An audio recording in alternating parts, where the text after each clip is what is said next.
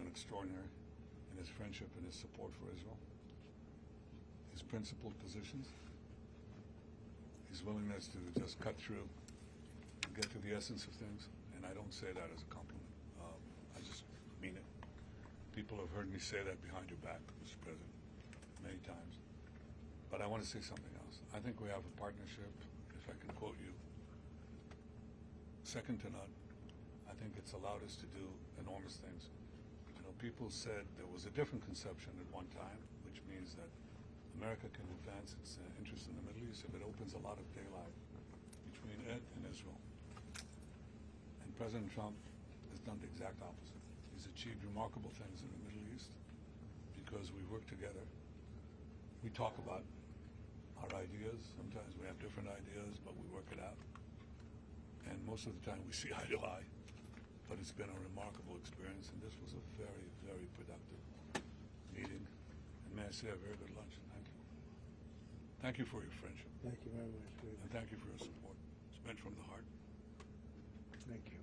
You know, as I said outside, he's been a wartime prime minister, and we were, well, I guess I could say I was a wartime president in more places than just Israel, if you think about it. But Israel was a big factor, and we're with you, and we'll continue to be with you. And a lot of good things are happening in the Middle East. We have peace in the Middle East, and we're going to try and keep it that way. I think we will be very successful in keeping it that way. And you've been a great friend, and I've been a great friend to you and to Israel. It's been my honor. And the award that I was given was really surprising and very much appreciated. Well, President Trump has broken so many conventions to the surprise of people, and then they figure out, oh, well, maybe he was right after all. So we decided to break a convention too, or create a new one, and that is to award the Israel Prize, which in almost our 80 years, we've never awarded it to a non-Israeli, and we're going to award it this year to President Trump. This was announced formally over lunch by our Minister of Education, who's responsible for the Israel Prize.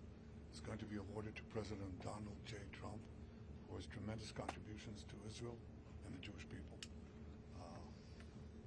I think it's such a fitting thing, and it would honor us, obviously, Mr. President, if you could visit Israel in that occasion, on our Independence Day.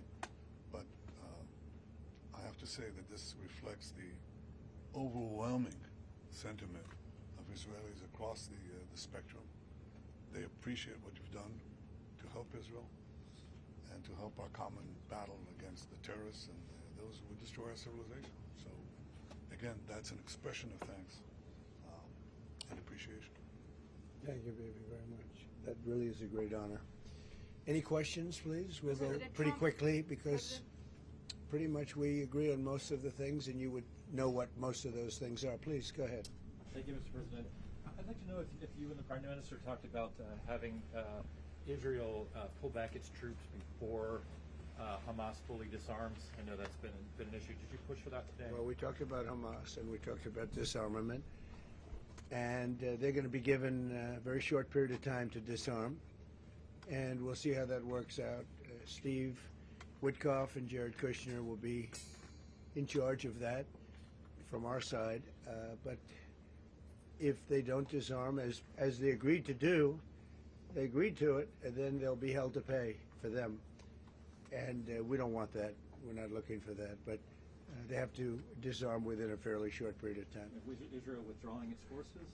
Well, that's a separate subject. We'll talk about that. Mr. President, Yes. Mr. President, did you have a message for the Prime Minister about the West Bank? And are you at all concerned that settler violence, Israeli settler violence, could be undermining the peace plan that you put in place? Well, we have had a discussion, big discussion, for a long time on the West Bank, and I wouldn't say we agree on the West Bank 100%, but we will come to a conclusion on the West Bank.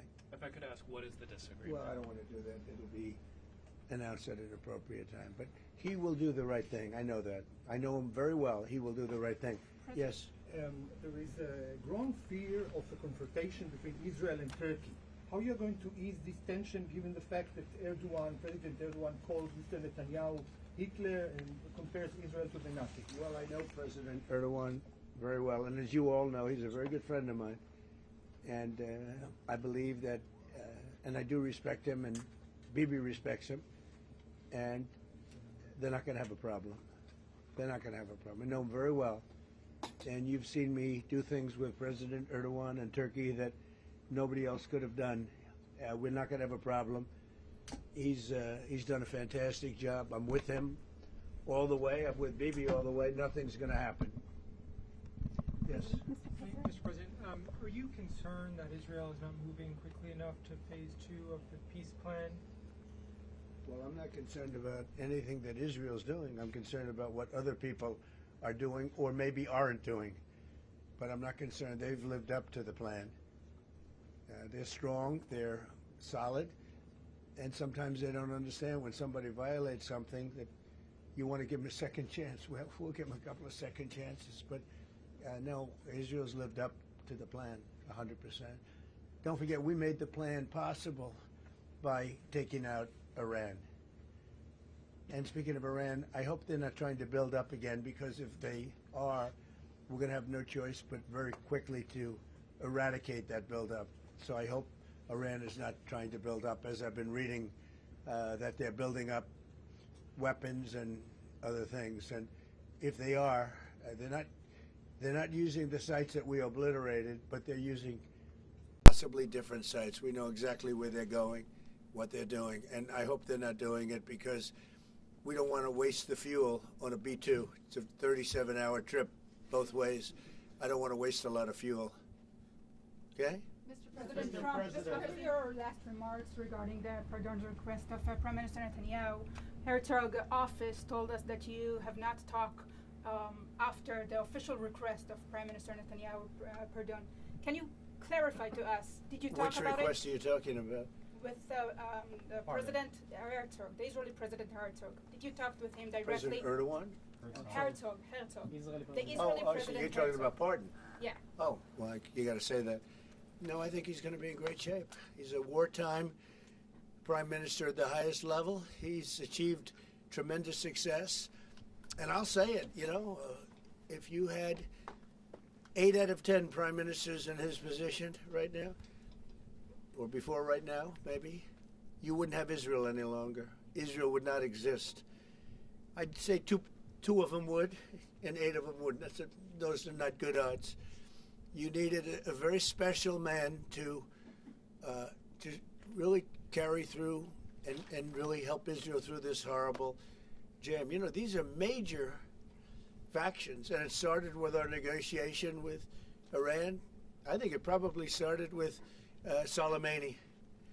That was really where you mentioned that today, which started with Soleimani. Bad guy, doing bad things, hurting a lot of people, killing American soldiers and other soldiers. But it started right there, would probably be the starting point.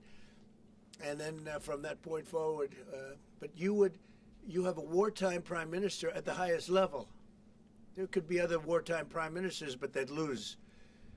He won. And I think the people of Israel appreciate it. I think a lot of the people in the world appreciate it, actually. And because of that victory, we were able to get peace in the Middle East. If you had a different kind of a personality, if you had a weak person or a stupid person, and there are plenty of both of them, you would not have had success, and you might not have Israel. And you report for Israel. I know you're very proud of it, and you do a great job. You might not have a job because there might not be an Israel right now if you had a different prime minister. That's a big statement, but to me it's a very simple statement to make. I'm looking at Pete Hegseth, and he's sort of nodding. If they don't have a strong prime minister, Pete, you might not have Israel today. I think he'll go down in the record books. And, I was a big help. I'll be honest with you, big help. Somebody said in the room, if you don't have Trump, you needed a proper combination of everything. And if you didn't have that combination, which they had, you would not have an existing Israel right now. And the people of Israel know it. That's why they like me, and it's why they actually like him. He's got a little bit of a love-hate more than I do over there. But you know what? Even the haters have a lot of respect for him. There's a lot of jealousy about him. A lot of jealousy. Jealousy is a bad word. but I believe you would not have Israel right now. So it's a big deal. Yeah, please. Mr. President, a recent poll showed that as many as half of Gazans would be willing to leave the Gaza Strip if afforded the opportunity to do so. Back in February, you said that all Gazans should be resettled. I heard that number today. Half of Gaza would leave. I've always said it. I said if they were given the opportunity to live in a better climate, they would move. They're there because they sort of have to be. I think it would be a great opportunity. But let's see if that opportunity presents itself. But we're helping the people of Gaza a lot. So is Israel, by the way. So we'll see what happens. But I saw that it was a poll. It was actually more than half the people would leave if they were given the opportunity. And I've been saying that for a long time. To me, it was common sense. So it's interesting. Why wouldn't countries accept them? Look, let's not talk about it because we don't want the controversy. Right now, we're helping Gaza. But if they were given the opportunity, I think even higher than that, the group that did the poll is usually, I call them negative pollsters. You have a lot of them. And yet, this poll was, I think, very accurate, other than it would be more than half the people, if given the opportunity. But they haven't been given that opportunity. So we'll see what happens. Mr. President, did you reach a point of understanding regarding Syria? We do have an understanding regarding Syria. Now, with Syria, you know, your new president, I respect him. He's a very strong guy, and that's what you need in Syria. You can't put a choir boy. You can't put somebody that's a perfect person. Everything's nice, no problems in life. You have the opposite there. He's a strong guy. We get along with him great.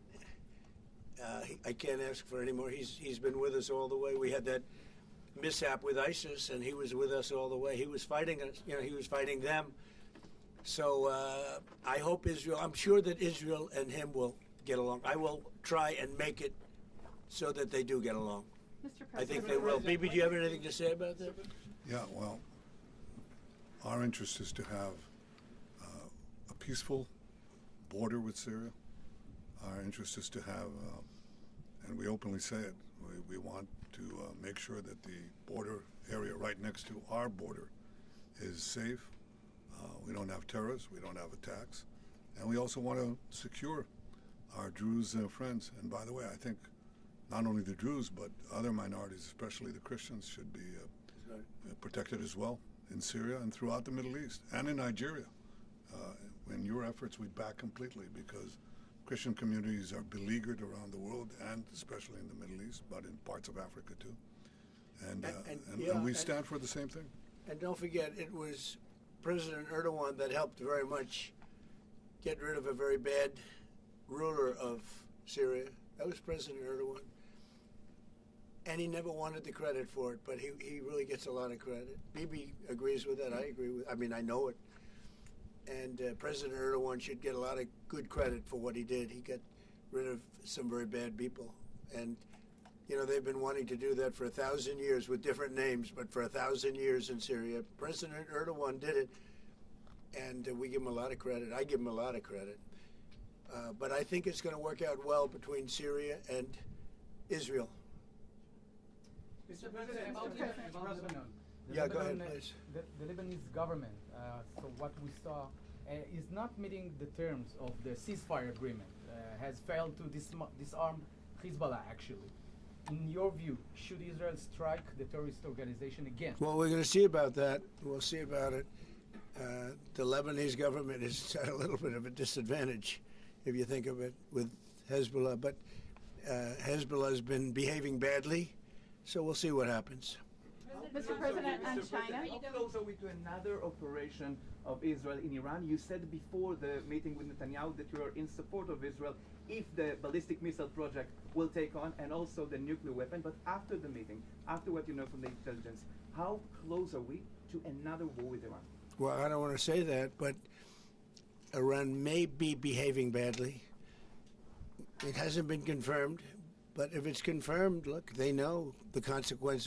You know, consequences will be very powerful, maybe more powerful than the last time. Yeah.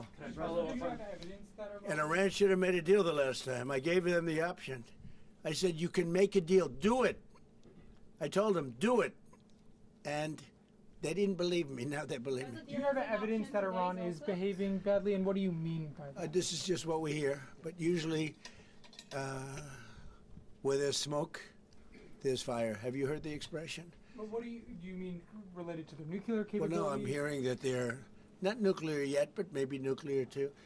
The sites were obliterated, but they're looking at other sites. That's what I've heard. They're Do you have looking. intelligence to So it'll that, take a long time. They're not going to go back to where they were, but they have other places they can go. And if they're doing that, they're making a big mistake. Yeah, please. There's no reason for them to do it. Mr. President, is the United States currently open to engaging in bilateral discussions with Tehran? We're hearing reports from numerous countries that there may be some discussions. Is that something you would support, or Yeah, something that is I happening? would. You Sure. would support that? I would, yes. Right now. Thank you, sir. I have been, by the way, before the war, I would support that. I said to him, Bibi, I said, let's negotiate. And they didn't believe what was going to happen would happen. Mr. Yes, ma'am. President, on China, so China's been doing naval exercises basically to test encircling Taiwan. Can you explain to us what your knowledge is of that? What do you think about that? Have you had any discussions with China Well, I have a about great that? relationship with President Xi, and he hasn't told me anything about it. I certainly have seen it, but he hasn't told me anything about it, and I don't believe he's going to be doing it. Does it worry you? No, nothing worries me. But nothing. you said where there's smoke, there's fire, right? So if Yeah. you're encircled, if you're doing naval exercises and air Well, exercises, they've been doing naval exercises for 20 years in that area. Now people take it a little bit differently, but in fact larger than they're doing right now. So we'll see. But they've been doing that for 20, 25 years. Yeah. Mr. President, if you don't see Hamas disarm in that short amount of time that you're giving them, can you tell us what the next steps would It'll be horrible for them. Horrible. Okay. It's going to be really, really bad for them. And I don't want that to happen. But they made an agreement that they were going to disarm. And you couldn't blame Israel. By the way, we have other countries that will come in and do it. They said, let us do it for you if they don't. Countries that were with them wanted the deal to be made, agreed that they would disarm, and now if they say they're going to disarm, that's fine. If they say they're not going to disarm, those same countries will go and wipe them out. They don't even need Israel. You know, we have many countries, 59 countries that are in agreement. This is a real peace in the Middle East. And Hamas is a small part of it, but it's still a part of it. But we have 59 countries that signed on, big countries, countries that are outside of the Middle East, as you know the Middle East. They want to go in and wipe out Hamas. They don't want Israel. They don't need Israel. They want to do it because it's the right thing to do, because they were for the deal based on the fact that Hamas pledged, they swore that they were going to disarm. Now, if they're not going to disarm, those same countries will wipe out Hamas. Yeah. President Trump, do you think that the PA should be involved the day after in Gaza Strip, even in the near future? And the same question to Prime Minister Netanyahu. Do you see a real opportunity that the PA will be in Gaza? Go ahead, baby. I think President Trump put clearly the conditions of reform that he wants to see in the PA for them to be involved. And I think he put it very clearly what he wants to see, the kind of real reforms, not just perfunctory reforms, but real reforms. Stop pay to slay, change the curriculum in your textbooks, open up a different society and a different future if So they it's do not it. in the near future? Well, let them, I think it was clear. He put Pretty clear. He put guidelines that were, by the way, in the Trump plan of 2020. And they were put then in the 20 points. And it's up to them. Remember this, if we didn't do what we did to Iran, just to make the subject just slightly different, you wouldn't have peace in the Middle East. You wouldn't have a deal signed in the Middle East. You wouldn't have a deal. Because other Arab nations, which are great people, I know them very well, I know them, they're great people, they wouldn't be able to have agreed to peace in the Middle East, because you would have had a dark cloud hanging over everything. It wouldn't have been possible. So Iran has been greatly reduced in power, prestige. I don't want to use the word humiliation, because they're trying to build up again. But we can't let them build up, because if they build up, there can't be peace in the Middle East. It was a mistake. You know, when they wiped out Iraq and Iran were about the same power. And they fought each other with different names for 1,000 years. And then our country came out and blew up one of those two countries, namely Iraq. And all of a sudden, Iran had the whole Middle East all to itself. But that's not true anymore. That's not true anymore. Can you tell us something about your Say plan? it? Tell us something about your plan to expand Abraham Accords. If you can tell us something about your plan to expand Abraham Accords. Well, the Abraham Accords are a great achievement of Jared and everybody. I mean, it was one of the great achievements. They'll be expanded. Countries are already talking about expanding it, and they'll be expanded fairly quickly. Yeah, please. What about Saudi Arabia? Is it still on the table? The normalization? Saudi Arabia is great. We have a great leader, and a friend of mine and a friend of a lot of people. Also an enemy of some people, but those people aren't doing so well. No, Saudi Arabia has been very good as far as I'm concerned. They've done everything that we can ask for. But normalization with Israel is on the table? They're getting along great with Israel. They will. And at some point, they'll sign the Abraham Accords. Mr. President, on the Fed, so one of the big domestic tasks ahead of you is to pick a new chairman for the Fed. Yeah. You've said that you have one favorite, but you're I also do. doing interviews. Still so do. Hasn't changed. Yeah, I'll announce them at the right time. There's plenty of time. Are you? Is But there in the any meantime, chance? we're doing numbers that nobody's ever seen. We have $18 trillion coming in. We had a 4.3% GDP. They thought it was going to be 2%. And that's despite the Democrat shutdown. Had the shutdown not occurred, we would have had an extra 1.25. Think of that. We are doing, and also despite the fact that we have a fool at the Federal Reserve. I mean, Biden reappointed him, and it's too bad. You would have thought he wouldn't have done that. But he's an absolute fool who's building a new Federal Reserve, or he's doing a renovation of a building. Maybe he's up to $4.1 billion to do a renovation of a few very small buildings. It's the highest price in the history of construction. He's spending more money than any building has ever spent per square foot on the renovation of, as an example, I'm doing a magnificent, big, beautiful ballroom that the country has wanted, the White House has wanted for 150 years.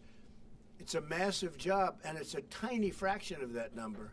And we're under budget and ahead of schedule. Now, it's bigger than I told you. After realizing we're going to do the inauguration in that building, it's got all bulletproof glass. It's got all drone, they call it drone-free roof. So drones won't touch it. It's a big, beautiful, safe building. But it's a big project. For a tiny fraction of that, we're under budget and ahead of schedule. And they've wanted it for 150 years. Think of it, the Federal Reserve building, 2 buildings there, they don't know what they're doing. They're way over budget. I mean, this was built during the Biden administration. And I rode by it the other day, and it's headed by the head of the Federal Reserve. Too late, too late, Powell. Too late because he's always too late with interest rates, except before the election he was too early, because that would have helped. That was supposed to help get her elected. It had no impact. We won all 7 swing states. So what do you But think of? no. We're thinking about bringing a suit against Powell for incompetence. Because think of it, these aren't outstanding buildings. These are small buildings.